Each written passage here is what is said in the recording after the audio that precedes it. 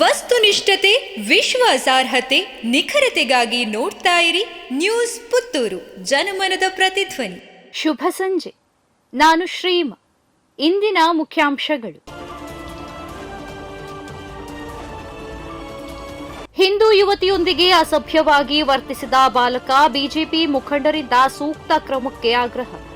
ಅನ್ಯಕೋಮಿನ ಅಪ್ರಾಪ್ತ ಯುವಕನೋರ್ವ ಹಿಂದೂ ಯುವತಿಗೆ ಅಸಹ್ಯ ರೀತಿ ನಡೆದುಕೊಂಡ ಘಟನೆ ಪುತ್ತೂರಿನಲ್ಲಿ ನಡೆದಿದೆ.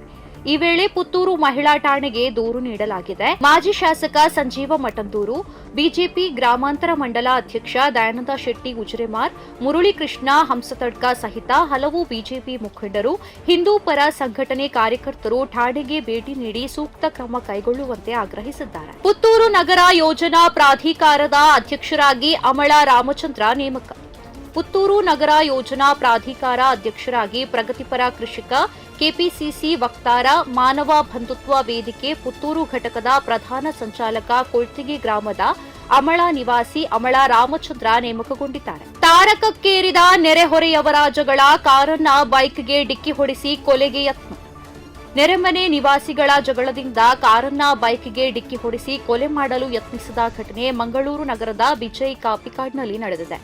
ಅಕ್ಕಪಕ್ಕದ ಮನೆ ನಿವಾಸಿಗಳಾದ ಸತೀಶ್ ಮತ್ತು ಮುರಳಿ ಪ್ರಸಾದ್ ನಡುವೆ ಆಗಾಗ ಜಗಳ ಉಂಟಾಗುತ್ತಿದ್ದು, ಮುರಳಿ ಪ್ರಸಾದ್ ಅವರು ಚಲಾಯಿಸುತ್ತಿದ್ದ ಬೈಕ್ಗೆ ಸತೀಶ್ ಕಾರನ್ನ ಡಿಕ್ಕಿ ಹೊಡೆಸಿ ಕೊಲೆ ಯತ್ನಿಸಿದ್ದಾನೆ.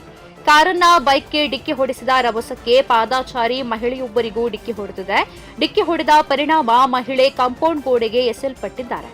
ಘಟನೆಯ ದೃಶ್ಯ ಮನೆಯ ಸಿಸಿ ಕ್ಯಾಮೆರಾದಲ್ಲಿ ಸೆರೆಯಾಗಿದ್ದು, ಘಟನೆಯಿಂದಾಗಿ ಮುರಳಿ ಪ್ರಸಾದ್ ಮತ್ತು ಪಾದಾಚಾರಿ ಮಹಿಳೆಗೆ ಗಾಯಗಳಾಗಿವೆ.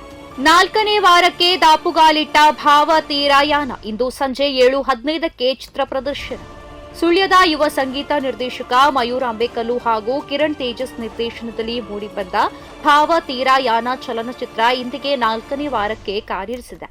ಪುತ್ತೂರಿನ ಭಾರತ್ ಸಿನಿಮಾಸ್ನಲ್ಲಿ ನಿರಂತರ ಪ್ರದರ್ಶನ ಕಾಣುತ್ತಿದ್ದು, ಮಾರ್ಚ್ 14 ಇಂದು ಸಂಜೆ 7:15ಕ್ಕೆ ಚಿತ್ರ ಪ್ರದರ್ಶನಗೊಳ್ಳಲಿದೆ. ಕೌಂಟರ್ನಲ್ಲಿ ಟಿಕೆಟ್ ಪಡೆದುಕೊಳ್ಳಲು ಕಷ್ಟವಾಗುತ್ತಿರುವವರು ಬುಕ್ ಮೈ ಶೋ ಆಪ್ನಲ್ಲಿ ಟಿಕೆಟ್ಗಳನ್ನು ಕಾಯ್ದಿರಿಸಿಕೊಳ್ಳಬಹುದು ಎಂದು ನಿರ್ಮಾಪಕರು ತಿಳಿಸಿದ್ದಾರೆ. ಪ್ರತಿದಿನದ ಸುದ್ದಿಗಳಿಗಾಗಿ ನೋಡ್ತಾ ಇರಿ ನ್ಯೂಸ್ ಪುತ್ತೂರು, ಜನಮನದ ಪ್ರತಿಧ್ವನಿ. ಧನ್ಯವಾದಗಳು. ವಸ್ತುನಿಷ್ಠತೆ, ವಿಶ್ವಾಸಾರ್ಹತೆ, ನಿಖರತೆಗಾಗಿ ನೋಡ್ತಾ ಇರಿ ನ್ಯೂಸ್ ಪುತ್ತೂರು, ಜನಮನದ ಪ್ರತಿಧ್ವನಿ.